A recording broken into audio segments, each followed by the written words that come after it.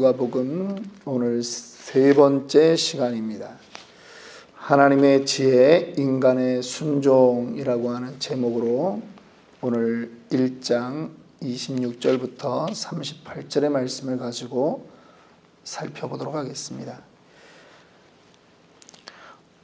누가복음은 사복음서 가운데 가장 예수님의 하신 일을, 예수님의 일생 처음 시작부터 끝까지를 시간적인 배열로 그렇게 구성해 놓은 글입니다. 특별히 누가복음 1장 1절이 이 글을 쓰는 데 있어서 아주 중요하다라고 하는 거죠. 우리 중에 이루어진 사실에 대하여 처음부터 목격자와 말씀에 일꾼된 자들이 전하여준 그대로 내력을 저술한다라고 하는 것입니다. 많은 사람들이 이미 그렇게 시도했는데 누가 역시도 사실에 기초해서 이거를 쓴다라고 하는 거죠. 그러니까 이 누가복음은 아주 분석적인 거예요. 누가복음의 특징은 팩트 위주로 가는 거예요. 특별히 그럴 수밖에 없는 게 사람의 이 성경을 쓸 때도요, 성령 하나님이 그냥 막 불러주는 대로 이렇게 쓰게 하는 게 아니에요. 그 사람의 성향이 이 글에 묻어나게 되어 있거든요. 근데 누가의 성향은 뭡니까? 직업이 뭐예요?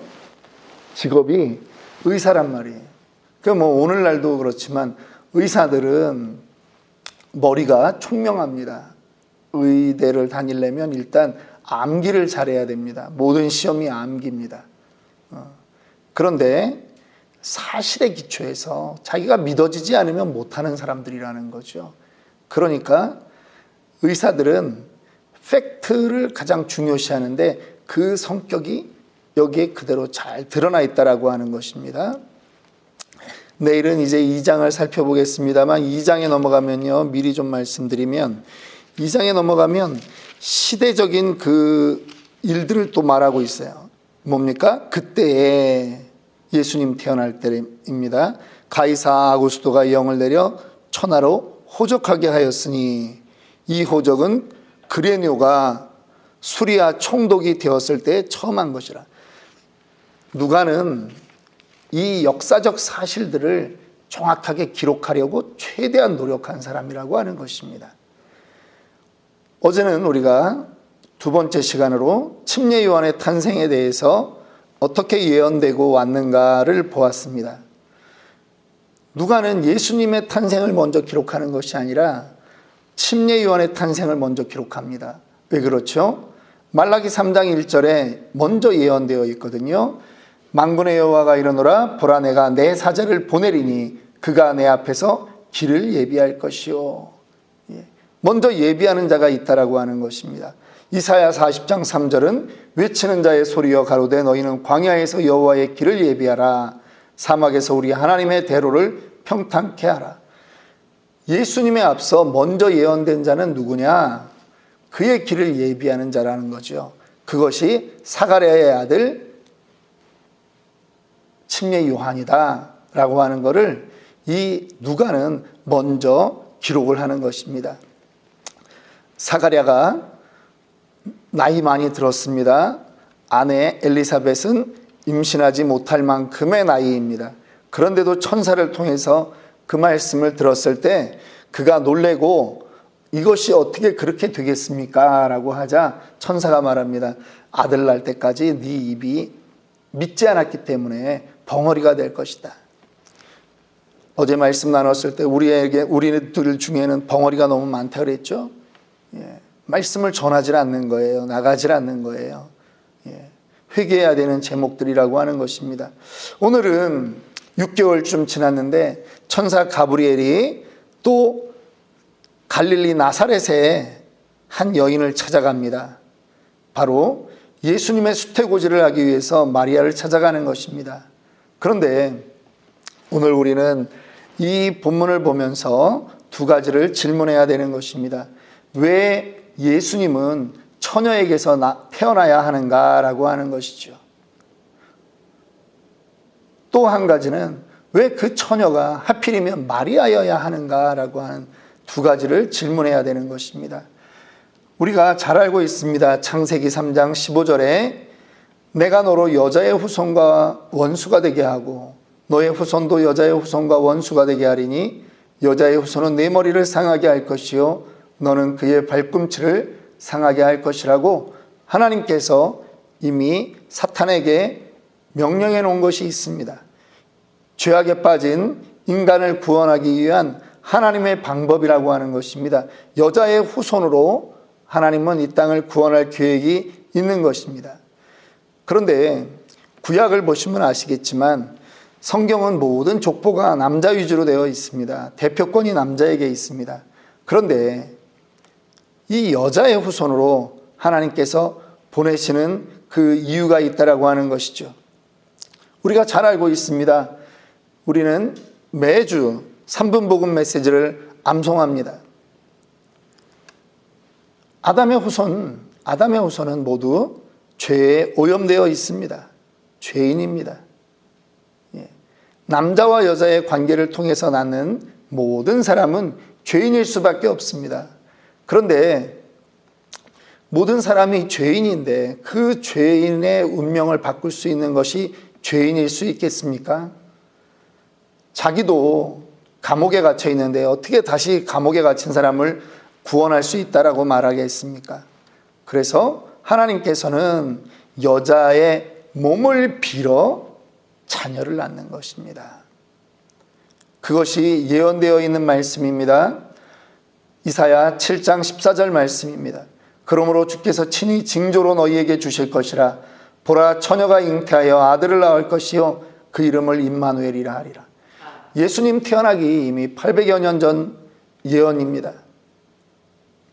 미가서도 말씀합니다.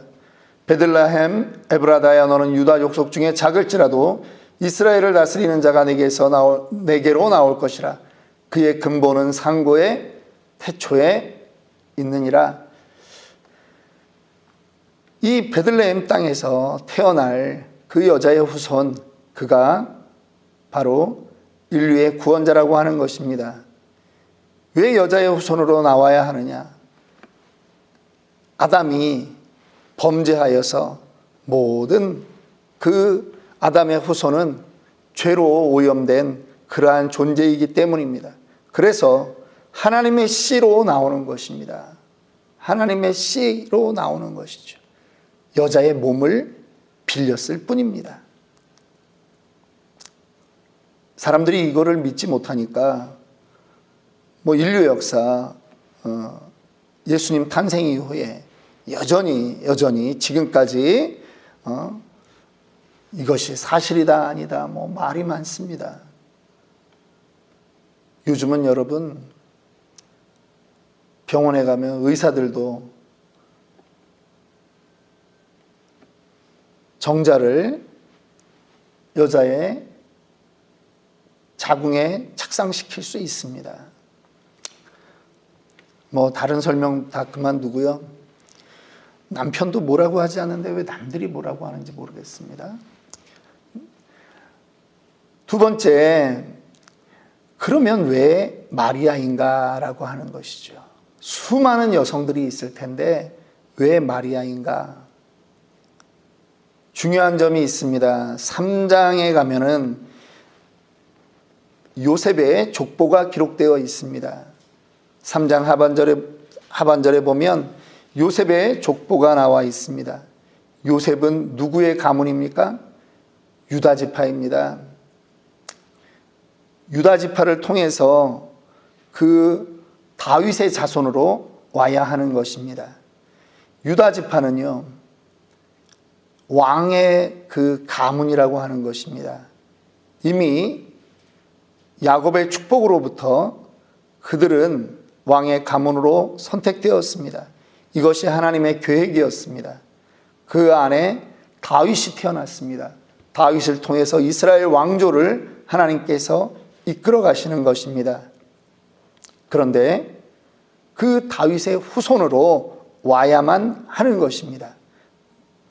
이사야 16장 5절은 다윗의 장막의 왕위는 인자함으로 굳게 설 것이요 그 위에 앉을 자는 충신함으로 판결하며 공평을 구하며 의를 신속히 행하리라.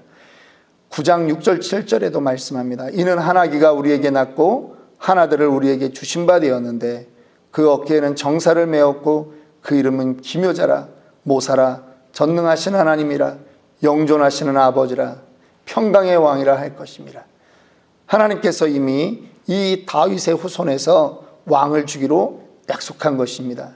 그래서 예수님의 그 족보는 육신은 마리아의 몸을 빌어 태어나지만 그 육신 내력의 족보는 요셉 가문, 그러니까 유다와 다윗의 그 후손으로 이어지는 그 가문의 가계도 안에서 태어나야 하나님의 그 구원이 이 땅에 성취된다라고 하는 것입니다.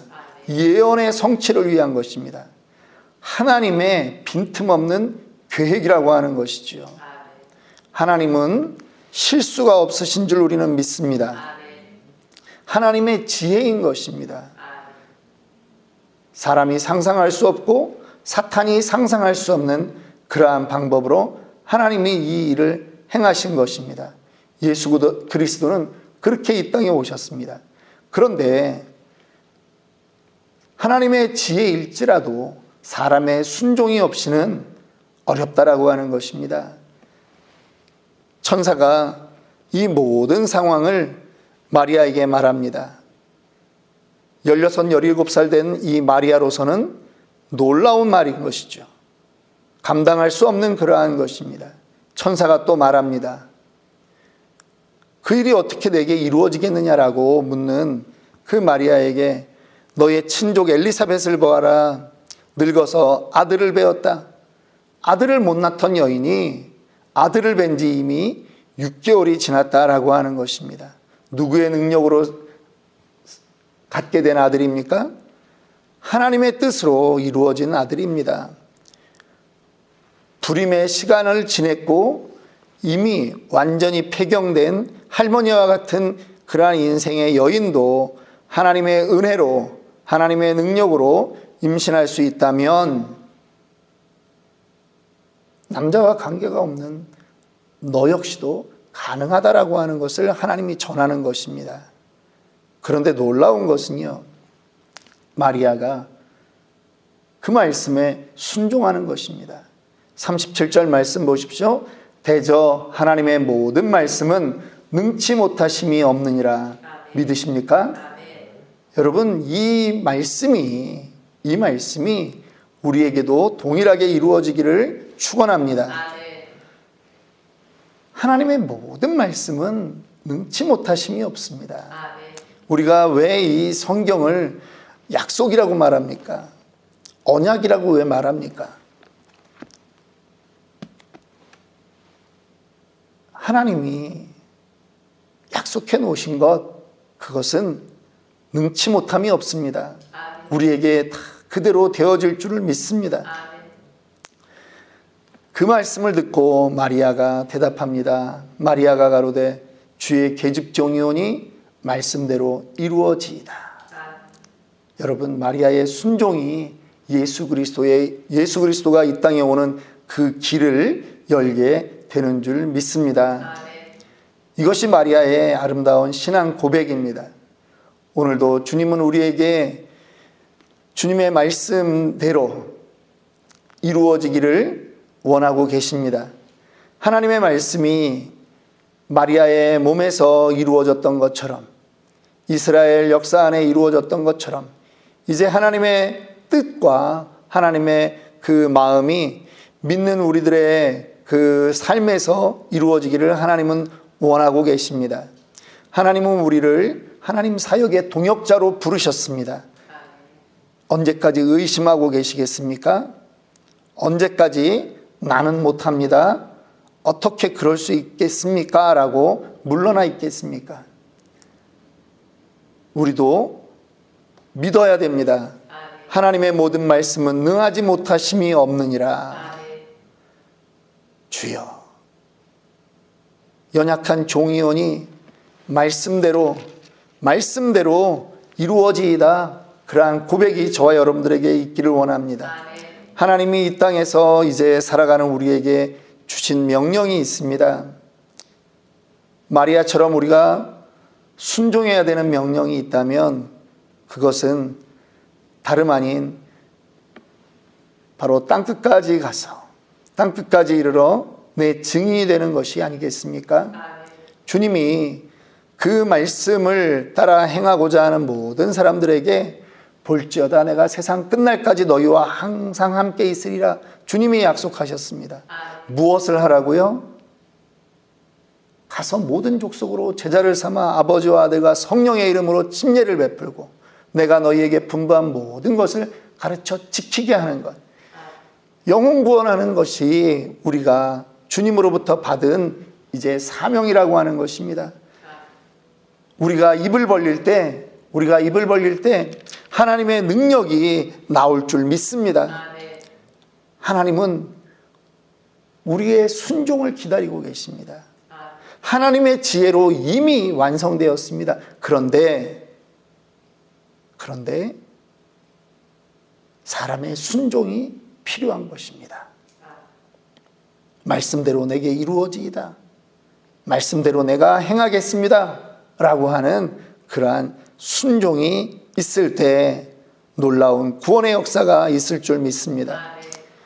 어제도 남아공에 있는 우리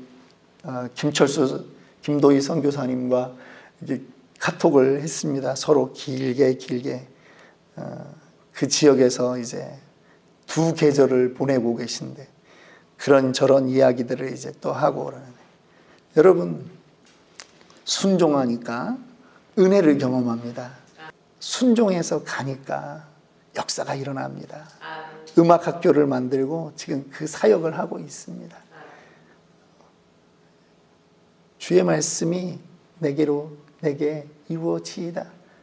오늘 하루 정말 주의 말씀이 내게 이루어지기를 사모하는 마음으로 순종하는 마음으로 그렇게 순종하는 저와 여러분들 되기 원합니다.